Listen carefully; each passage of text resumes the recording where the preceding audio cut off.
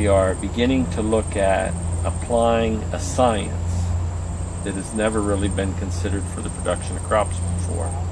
And the science is thermodynamics.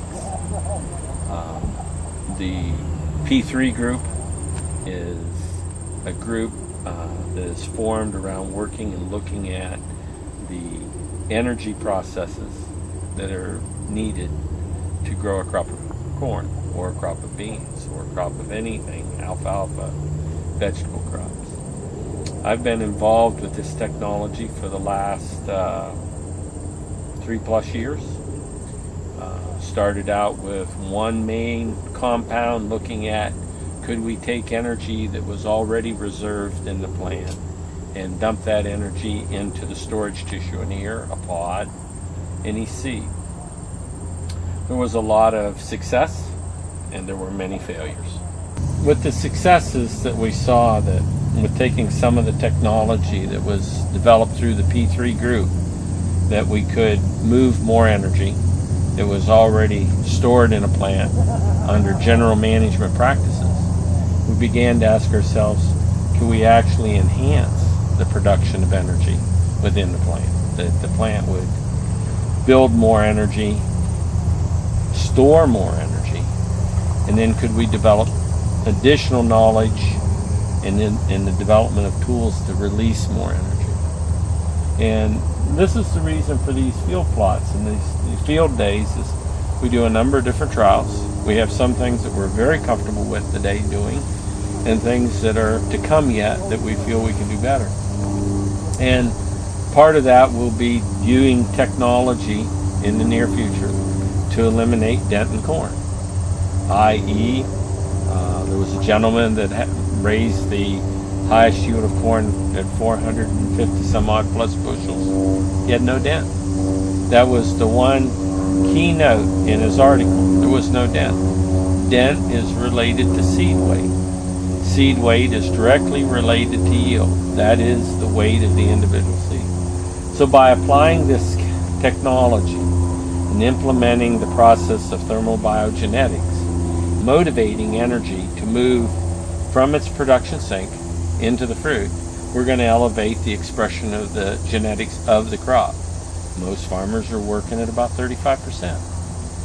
Beans may be the place that we can do the most work. It is necessary for the farmer to learn about his crop if he's going to move ahead. He can't plant, spray, and go on vacation. And when a lot of farmers feel that the bean is in fill mode, it's at R5 and it's all done, really many times work is just beginning. That sprayer needs to go across that field. It needs to implement applications that motivate movement of energy from temporary storage into the sink, which is the seed. And once we accomplish that, and we will, that will be a landmark point in taking crops that have the DNA expression of 500 bushel, and maybe we will average over 50%, not 35%. Weather's a factor, but implementing technology as we know it with the plant power products, tools that we have available to us, that we develop an understanding how and when to use them, that we can implement to make the crop do more what we want it to do, even though the weather is not conducive to growing the crop in the way that it wants to grow. If you have tall vegetation, how much energy is going away into vegetation? Do you need tall vegetation? Many growers know that soybeans, when they go into combine, they say those beans are down below my pockets. I couldn't believe how much they yield. Were those beans up around my armpit?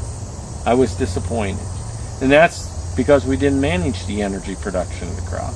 We didn't manage how it stored it. We didn't manage how it released it. And we allowed it to burn energy that should have been used for producing a crop.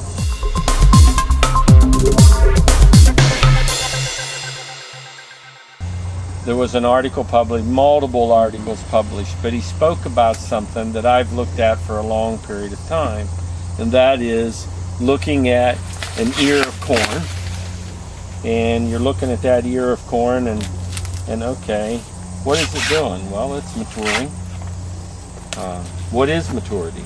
Many people think that maturity is dent. However, that particular individual had mature corn, and it had no dent. And each seed that we have here contains an amount of dry matter that constitutes weight. And if you have a large amount of dent in the kernel, or the kernel is more like a diamond at its base, there's less weight there. So what we would like to do is have that kernel have more weight by having less dent and having that kernel square up on the bottom and have square shoulders. This is a critical thing that we need to be looking at. As we look at seed weight on corn, the ear, oftentimes I'll look at ears of corn based on how that it's formed. When does the corn plant supply the ear with the most energy, and is there a period of time that the ear is not getting enough energy to fill? So a lot of times I'll take a look at the weights of the kernels, and I might take and divide the kernel weight up as how it's partitioned on the ear. That's in relationship to the amount of energy that's coming from the mother. And there can be a considerable difference in that weight. And the weight of the individual kernel, yield equals plants per acre, kernels per ear, and the individual weight of the kernel.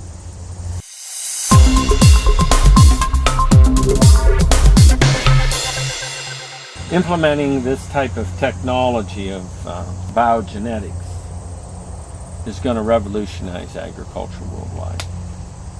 It will allow us to save more of the rainforest because we'll be able to produce more on the higher quality soils that we have. It will allow us to maintain wildlife in the United States. Farmers won't be destroying or farming lower productivity ground because they have base cost, land rent and so on. A healthy universe, a healthy country is going to have a diverse crop, wildlife, grain. Every person is part of the universe we live in. And the more that we can do in making each plant reach its DNA expression, the less acres we're going to need. But we'll be able to feed those people at 2050. It's not acres farmed, it's realizing the genetic potential that we have out there in the field.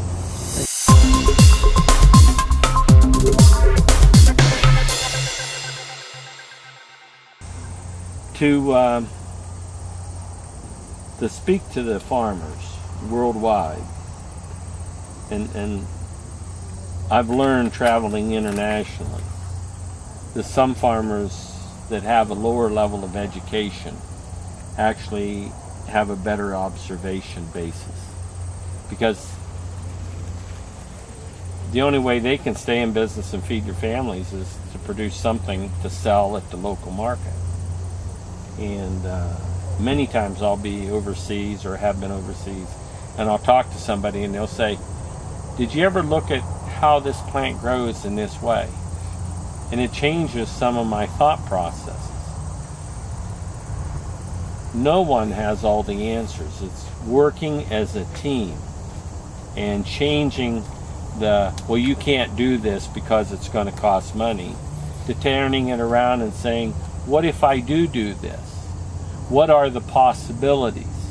We know the genetics are here. We know the possibility to grow 400 bushel of corn or better is here. We know the possibility of growing 200 bushels of beans are here.